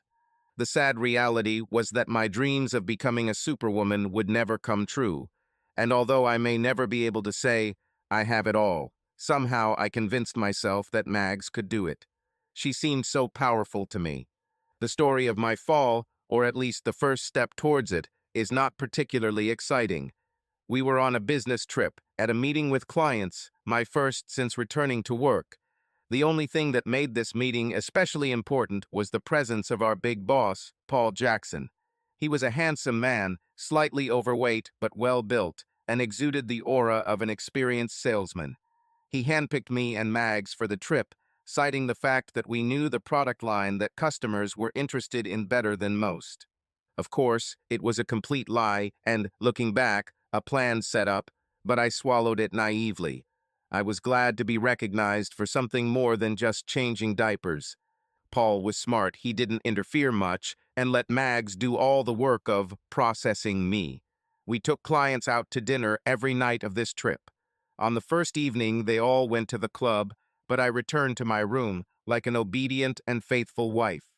The next day at lunch, Mags told me about her adventures, and I could hardly contain the expression of shock and ridicule on my face. Mags, is this even normal? What if Frank finds out about this? She smiled at me. It was one of her most familiar smiles. The one who said, "Oh, my poor naive child." She had such a way of breaking my trust with that look that I still don't fully understand. Honey, how will he know? It's perfect. We're hundreds of miles away. We don't know anyone, and no one knows us. There is no way this could get to him. I didn't know and told her about it. Look, Andy, I'm not saying you should go out and cheat on Mark, but what's wrong with having a little fun? It turns out quite a lot. On my second night in town, after I called Mark and said goodnight, I went out with the group. I got completely drunk. I had fun. There were some loose hands, but nothing terrible. Mags was right. There was no harm in relaxing a little, and it made me feel so happy, which, as mentioned, was very important to me. On the third night, I got very drunk again and ended up making out with one of the clients and Mags. At first, it was like a joke in college. Mags and I would sometimes act out a scene like this for guys to get them excited about and then make fun of them. But this time I was so drunk that I didn't even notice that I was no longer kissing Mags and that I had the tongue of some guy I couldn't even remember in my throat. There was a brief moment of clarity, but I was too drunk to care. Only the fact that I was too drunk to do anything else saved me from losing my virtue that night. However, I justified it by saying that it wasn't that bad. It's not cheating, is it? I didn't sleep with him. On the last night of the trip, We took illicit substances in the bathroom, and I pleasured a customer representative in the back seat of an Uber call. Mags, Trent, and I were in the same car back to the hotel. I was drunk and high. I didn't even notice when Trent pulled his pants down or when Mags started fondling him. However, I noticed when Trent pointed mine towards him. "WW what?" I stammered. I think I was in shock for a moment, too much or not enough, because my hand stayed on Trent. "Come on, Andy," Mags urged. "I dare you to do this. To this day, I have no idea why I did it. I'm not a child. No amount of dare from Mags should have made me pleasure some stranger in the back seat of a car. Of course, I was drunk and high, but that doesn't mean I didn't know what I was doing. Simply put, at that moment I had a choice, and I chose the wrong one. I didn't think about Mark or Susie or Mark Jr. I thought about me and Mags and the party and being cool and feeling strong and young and alive. Carp diem, or in my case, carp dick. I felt excited, and I was excited. What happened next was a hazy blur of hormones and illicit substances. I was getting more and more excited, and throwing all caution to the wind, I focused on one thing: pleasuring the man. I remember Mags tipping the driver $100 when we pulled up to the hotel. This should have been my first real indication of how fucked up I was, but I was still drunk. I didn't realize this until the following week when Paul Jackson called me into his office. He motioned for me to sit down, then turned his computer monitor toward me and clicked on the image. If I could curl up in this chair and disappear like a miniature black hole, I would. "So, Andrea, is this how we do deals here at RBS?" He asked me while a video of me pleasuring a man played in front of me. My mind was racing. How did Paul get this video? Who filmed it? Was it Trent? Why did he send it? Then it dawned on me. It wasn't Trent, it was Mags. She set me up to get fired. Why did this bitch do this? "Here, take this." Paul slid something on the table in my direction. "Am I being fired?" I asked, my voice barely audible over the sounds coming from the monitors built-in speakers. Paul laughed and paused the video. "Look here," he pointed his finger at the paper in front of me. I slowly came to my senses, and my eyes followed his movement, and I felt another shock. "You and Mags make a great team. This is your share of the sales bonus. Keep up the good work." I don't even remember getting back to my desk that day. I just sat there until 5 in the evening, staring at the biggest check I'd ever seen in my life, $5,000, and all I had to do to earn it was become a cheating prostitute. I was so incredibly stupid and naive, but not a complete fool. I understood the consequences perfectly well. I understood what it meant that he had this video. I knew that Paul and Mags had set me up, and I had very few options because if Mark ever saw this video, he would no doubt, like the sun rising in the east, throw my treacherous ass out into the street. I knew what kind of person my husband was, and I understood that, in essence, I had only one choice if I wanted to save the marriage. Looking back, I wish I could go home straight away and tell Mark everything. We would probably be divorced by now, but at least I could live with myself. I wouldn't have all these nightmares about what I've done since then, and I wouldn't have scary premonitions about what I'll have to do in the future. I probably wouldn't be chewing alprazolam like candy and walking around with an ever-increasing sense of doom hanging over me. However, I didn't, and instead I complied and asserted my place next to my supposed best friend and influential ideal, the same woman who pushed, cajoled, and literally forced me to become the easy girl. My coffee was ice cold, so I dumped it in the sink and put the cup in the dishwasher. It was a very normal and ordinary action in a life that I would call completely abnormal, and I returned to my cube to tell Mark the good news about my last meeting with Paul. You see, it all started on a lazy Sunday last week when Mark nearly gave me an aneurysm on the spot. "Honey, we need to talk." Oh, those damn 5 words. When they hit me, it took all my self-control not to instantly bend over and fall to the floor. Instead, I went into autopilot and mechanically sat down on the sofa opposite Mark's favorite green chair. "Is something wrong?" I asked, my voice barely louder than a strangled whisper. Mark shook his head. "I quit my job today. I'm going back to school." Normally, Those two statements would have sent me off into a shrill tirade about how life-changing decisions shouldn't be made without my input, but honestly, I was so glad he didn't say, "I know you're cheap." An easy-to-get girl who has sex with clients and suppliers for money, to which I simply muttered a weak, "What? How? When?" Mark reached out to take my hand, but I pulled away. Something flashed across my face that I couldn't recognize, but I didn't attach any importance to it. I was angry after all. "Honey, you know how much I hate my job." Did I know? Did Mark tell me anything about how he hated his job? Has he told me anything about work in the last few weeks? Damn it, were we even talking? Could this? Could this be the reason why he seemed so sullen since I returned from my last trip? Subconsciously, I wanted it to be true, so I took it at face value. But how will we pay for it? What are you going to study for? For how long? I had a million other questions, but Mark immediately began to explain. His voice was excited and clearly inspired. "I'm taking an MBA, which will only take 2 years if you study full-time, maybe even less if you study in the summer term, and it's at a local business college, and I'll study insurance and risk management." He stood up and began to walk around the room. I could feel the excitement coming off of him. "You know that I'm basically in a dead-end position. Now there's no way for me to advance, and we're still young. The kids are still small. Only 2 years, Andy, just 2 years. After that, I can go back to work and start a career in management. Think about it. We'll be on an easy street in no time." I knew there was little prospect in Mark's current role, and I also knew that he hated most of the people he dealt with because they were all insurance scammers. Ha, scammers. How ironic, isn't it?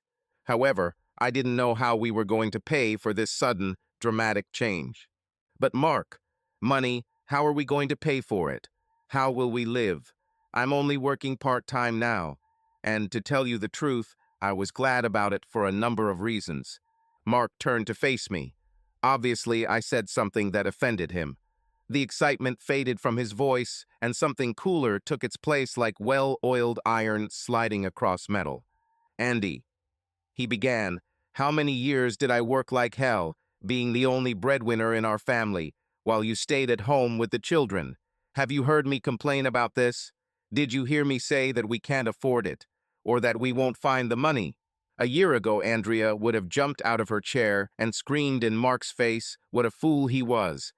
How the parenting we both agreed on is not the same as his decision to do it alone. How we had to discuss important life-changing decisions with each other.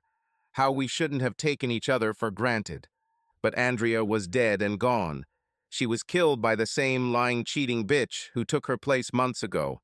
I had done many things that I was ashamed of, but the moment I saw my husband's obvious irritation and accusing gaze, I could not bring myself to commit another act of hypocrisy. So I let it go, which led us to today, a meeting with Paul Jackson half an hour ago where I asked for a full-time job. Andrea, this is a real surprise. Paul seemed really surprised by my request. He knew that I was more than doubtful about how I had earned my bonuses over the past few months. Of course, I played by the rules, but he literally had a mountain of dirt on me. I had no choice. "What led to this?" he asked, with a slight smile on his lips. "My husband is going back to school, and I need extra hours at the office. That's it." Paul grinned and leaned back on the table. "I take it you don't share your bonus checks with your dear husband." How could I? I got over 50,000 from my last trip, but there was no way I could just put it in my bank account without some ironclad alibi. Mark was a fraud investigator, and I knew there was no way I could make this dirty money clean enough for him not to find it. That's why I needed the watch, I needed the paychecks in our bank statements, and I needed the receipts for the IRS. Paul knew this. He was just teasing me, so I didn't bother to answer.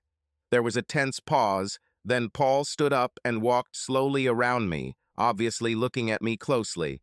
I felt the hairs on the back of my neck stand up, and my already upset stomach did a complete flip. But there was something else there that I didn't want to admit. "We can arrange this, but there is one condition," he whispered in my ear. "What?" I started, But before I could finish, he put his hands on my shoulders and forced me to kneel in front of him. Crap. I knew where this was going. You will become my new executive assistant, Andrea. You know this position has been vacant since Julie went on maternity leave. Julie was a blonde, silly girl who used to be Paul's personal toy. She was a pompous fool with a fashion sense befitting a roadside prostitute. It was easy to see what Paul liked about her. Of course, there were rumors that the child she was carrying might not be her husband's child at all. Perhaps not even Paul's. He looked down at me, his piercing gray eyes filled with amused anger. It was a game he loved to play. He never directly told me what to do. It was all based on anticipation. We each had our own role, our place in this relationship, and mine was obvious. In the end, Paul held all the cards. I swallowed the saliva that had collected in my mouth and unconsciously licked my lips. What do they say about trauma? The body remembers. Mine definitely remembered. Months of use and manipulation had caused me to develop certain automatic reactions that left me filled with endless shame and broken about how far I had gone. With dexterity gained with practice, I unzipped the front of Paul's pants and got to work. "Good girl," he said and patted me on the head. "The hours are the same as mine. You will be going on more trips with me that should be obvious. You'll keep your commissions for helping me close deals as you do now, and of course, your new desk will be right in front of my office." I was surprised when after just a couple of minutes he stopped. "Come here, bitch," he growled. He grabbed me by the hair, pulled me to my feet, and practically threw me face first onto his desk. Acute pain in the left chest occurred when I knocked over a mug with handles. Damn, that wasn't good. "And now about your other duties." He reached under my skirt and hooked his fingers around the edge of my tights, roughly pulling them down my legs. "First of all, no more tights. They just get in the way. Bare legs or stockings only." The tights were already down to my ankles, and the skirt was all the way up, exposing my ass. "And these granny panties will have to be thrown away. No panties or bras at all in the office." I winced at this. It was painful, perverted, and humiliating. "You saw Julie's wardrobe, you will copy it. Sex shoes, micro skirts, almost transparent tops, and makeup that would make a prostitute blush. Do you understand me?" Stupid, I nodded. I did not expect a sharp blow to my left buttock. "Ah," I screamed. Paul grabbed my hair and yanked my head back towards him. I asked, "Did you understand me, you stupid bitch?" "Why, yes, sir," I squealed. Why did this always turn me on so much? What's wrong with me? "Fine. You are my bitch, and when you are with me, you will dress and act the part." I was stunned and tried to come to my senses, but Paul simply buttoned his pants as if nothing had happened. "Oh, and Andrea, when you come to your senses, clean everything up here." And then he left, leaving me alone, sprawled on his table in the post-coital glow, feeling like the lowest human being on the planet. I looked at the clock in the break room. This entire exchange had happened almost an hour ago, and I was still recovering from it. It wasn't about sex. Paul had sex with me several times already, and each time it was just as perverted, humiliating, and rough as the last time. No, rather it was a feeling of impending disaster. My situation was already bad, and I had more or less accepted that unless some miracle happened, my marriage was already on the rocks. Something will happen to warn Mark. It's inevitable. I couldn't hide what I was doing. It was all too wild and uncontrollable. Medicines helped me hold on, but sooner or later I would either break down mentally or stumble. Mark was too smart not to catch me when I did. The only ray of light in this situation was that if he did return to school, he might be too busy to notice what was going on. This would give me time to develop an escape plan, a rescue plan, if you will. I just hoped that when the time came, Mark and the children would also be saved with me. I sighed. It was time to go home and tell my dear husband the good news: I got the job. Jake Lewis. One of the benefits of running a consulting firm is the ability to set your own schedule. For a long time, I always worked from home on Mondays and Tuesdays, which effectively gave me a 4-day weekend if I really needed it. Of course, I spent most of my time meeting with clients or working on architectural projects, but this was always done in the comfort of my large home office. When the girls were little, we set their schedule first daycare, then school and clubs, so that 2 days a week both Mandy and I were essentially home alone. To be honest, we used a lot of this time to have fun. The number of quickie sessions in the middle of the day was, frankly, incredible. But it also fit perfectly into what was slowly becoming Mandy's professional career. Okay, I think it's worth explaining what my wife does. Her work could be classified in many ways and under different terms. I myself have heard terms like adult model, adult entertainer, or professional streamer. All this makes it clear quite painlessly what she is doing. Mandy, however, doesn't call it that. Her preferred term, like herself, is quite bold and ostentatious professional star. She explained this to me once. I'm loud and excessive. I like being a caricatured exaggeration of femininity. Everything is huge from my hair to my heels. I look like a star and I love it. You like it too.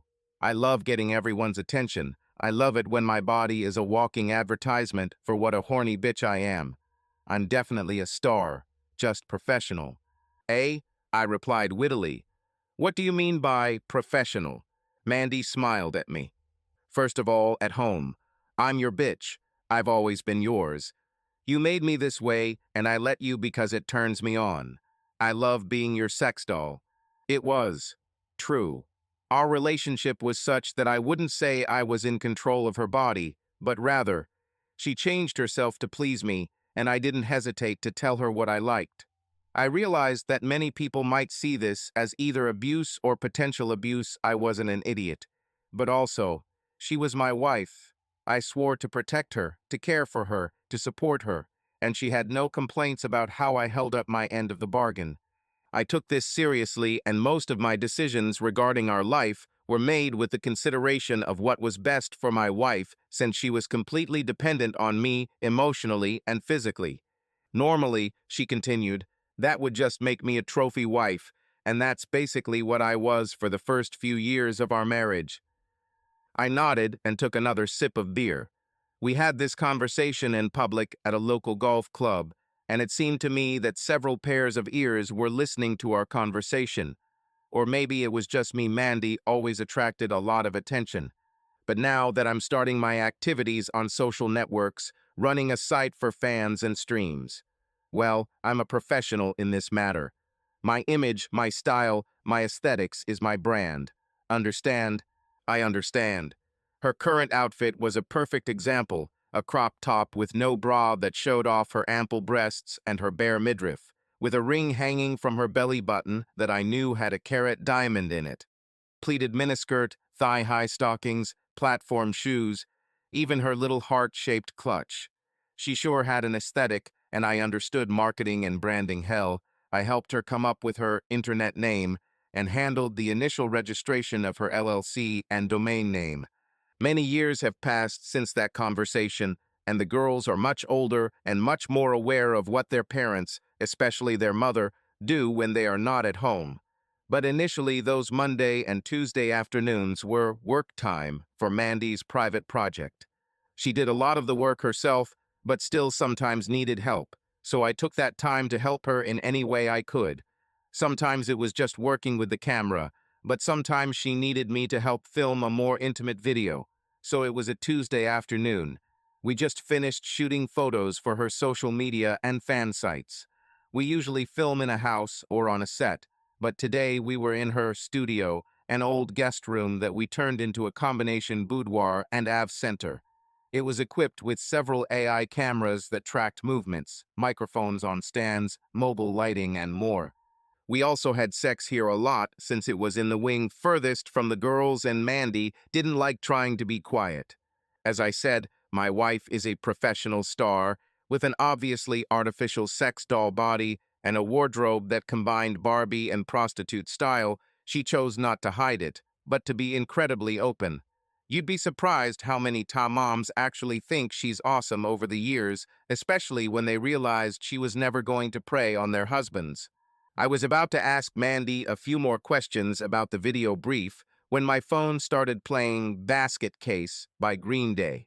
You know, he'll be mad if he ever finds out it's your ringtone for him, she said, grinning. I giggled and answered the call. What, Mark, have you already dug up something on Andrea? 3 months had passed since our unsuccessful surveillance attempt in Chicago, and although we had failed to gather dirt on Andrea, Mark continued with his grand plan to burn the bitch. I not only heard, but physically felt Mark sigh through the phone. No, not yet. She is very careful, but the main thing is that she always lies to me about where she is going. I could see why this might be a problem. It's even funny you can't catch her in a lie, because that will lead to the whole situation coming out and ruining your plan, right? Mark's plan, as I understood it, was to put himself in the best position to divorce Andrea and gain custody of the children. To do this, he quit his job, practically forced Andrea to return full-time, and spent his days either studying or caring for the children. Right. This is something I absolutely must avoid. I can't let her know that I had suspicions before I strike the decisive blow, otherwise all my preparations might go up in smoke. Yes, I realize that too. I didn't think judges would have much patience for people who try to manipulate the system. Should you even talk about this on the phone? I asked. I use an encrypted IP phone and check the house for bugs every week. God, this got more and more ridiculous every time the poor guy called me. Mark was a naturally suspicious guy, but to have Andrea bug their house, this is crazy, isn't it? Mark, maybe you should just work up the courage and hire a private investigator. Heck, I can loan you some money for that. I know you will return them. There was a heavy pause on the other end of the line. I know I should. But what if they get caught? There's something going on here, something more than just Andrea cheating. I think it has something to do with her business. I could tell my little brother felt defeated. Mark was usually a pretty confident guy, just like me. I guess this could just be an office romance, your wife cheating on you with her boss or coworker. Mark's voice dropped to almost a whisper. It was as if he didn't trust his own precautions to avoid eavesdropping. I found money, Jake. A lot of money. Well, that was interesting. I had to ask, how long are we talking? $250,000 in a hidden account that Andrea is hiding from me. You could say it knocked me off my feet, to put it mildly.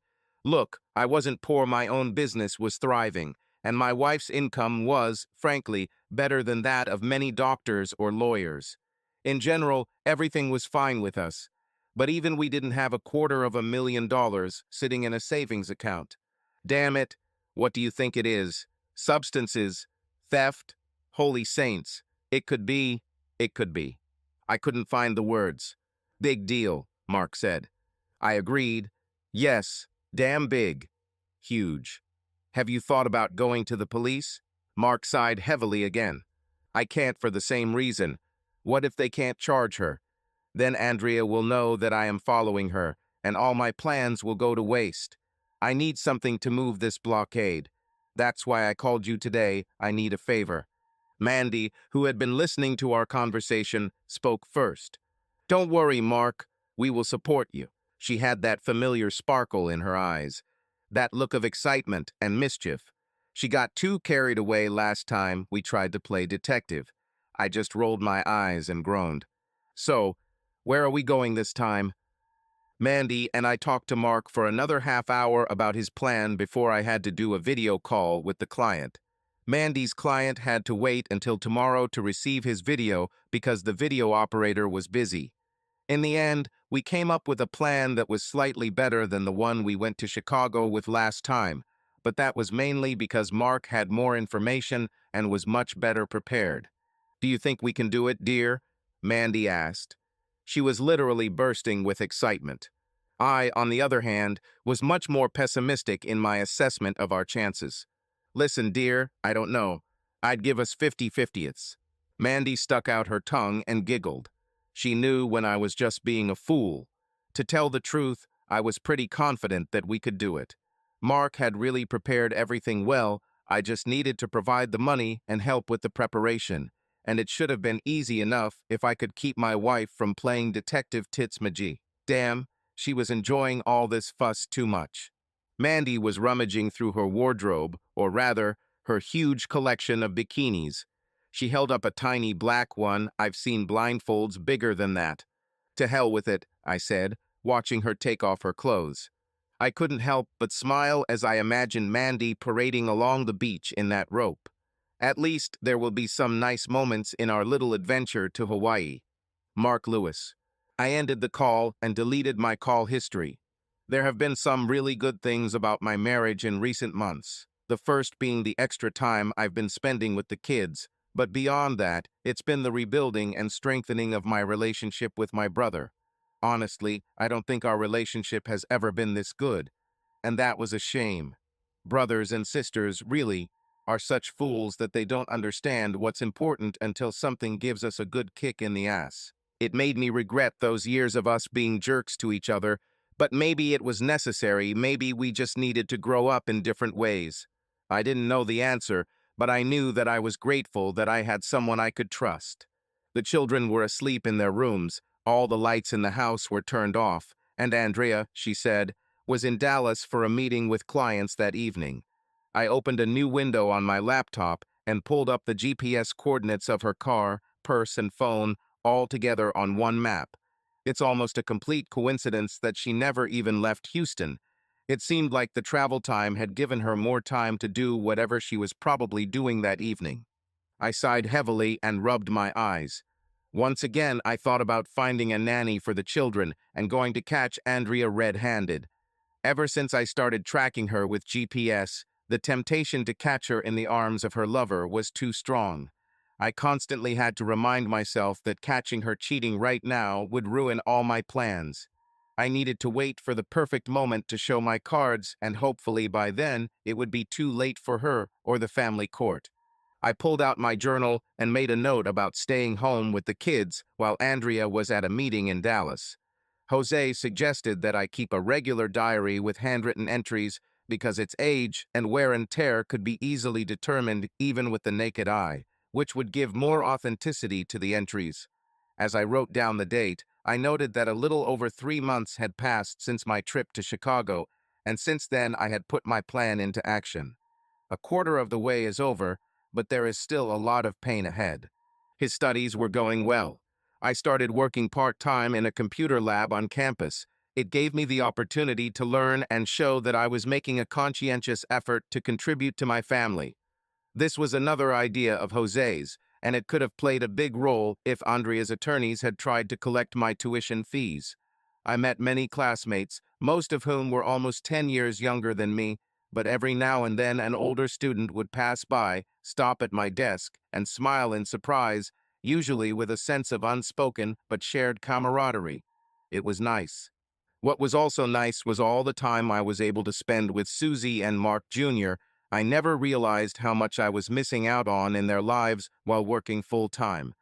Oh, I knew how important these years were for them, how quickly they developed and changed, but until I started spending every day with them, I could not imagine how quickly it happened. It left me with a feeling of bitterness and regret I wasn't with them when I should have been, and now that I was, their happy lives existed on the edge of time. Damn, Andrea, I muttered under my breath. No more Andy, no more honey or baby. Ever since I found her secret bank account, she's been fucking Andrea. The rage I felt towards her was constantly bubbling under the surface, and I was grateful that with our new schedules, we barely saw each other to keep it from getting out of hand, although there were moments. The last one happened just a week ago.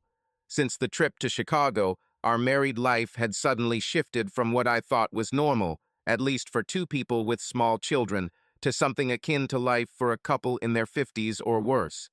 To be honest, we've only had sex 3 times in the last 3 months, and the last time I was so angry and filled with rage that I had it mercilessly for over an hour. I didn't know who this woman was, and after we finished, she came to her senses and looked at me with some mixture of horror and disgust. Did she realize that I knew?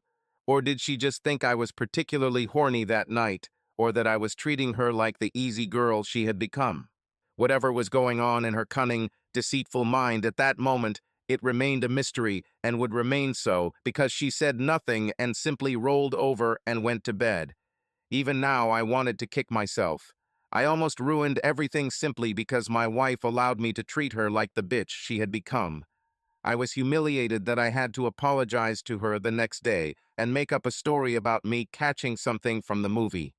What was even more humiliating was that I spent the rest of the week acting like a delinquent schoolboy desperately trying to make amends. I bought her flowers and apologized for her rudeness. I told her that I loved her and wanted to make love. It was a shitty sandwich, but I made it myself, so I ate it. And mostly it seemed to work. She hinted to me that she wanted to spend a special weekend with me before her trip. A trip on which she was most likely going to sleep with her new boss, Paul Jackson. Part of my plan was always to get Andrea back to work full-time. It was a smart decision because it made the idea of me paying her child support almost meaningless, and it also gave me the opportunity to establish myself as the primary caregiver of our children. I hoped that when we eventually ended up in divorce court, I would be able to get full custody of the children. Of course, I knew that even with paperwork and time on my side, it would still be a problem, but I was determined to give myself and my children the best chance I could, which meant I was eating a lot of crappy sandwiches now. However, my belief that she is sleeping with Paul Jackson and the ability to prove it in court are two completely different things. Andrea turned out to be a creative and clever deceiver. She did not use email, text messages, or even phone calls to orchestrate her affairs behind my back. Everything seemed to happen at work verbally. My last attempt to get more evidence against her was not entirely successful. I bought a rather expensive voice-activated voice recorder and hid it in her purse. It worked as promised, but unfortunately the acoustics were so bad that I could barely make out what anyone was saying. However, today I replaced the old model with a new, more advanced and higher quality one. I just had to take it out of her purse and hope for the best. Maybe this time I'll write down something useful, or at least find out what her plans are for the future.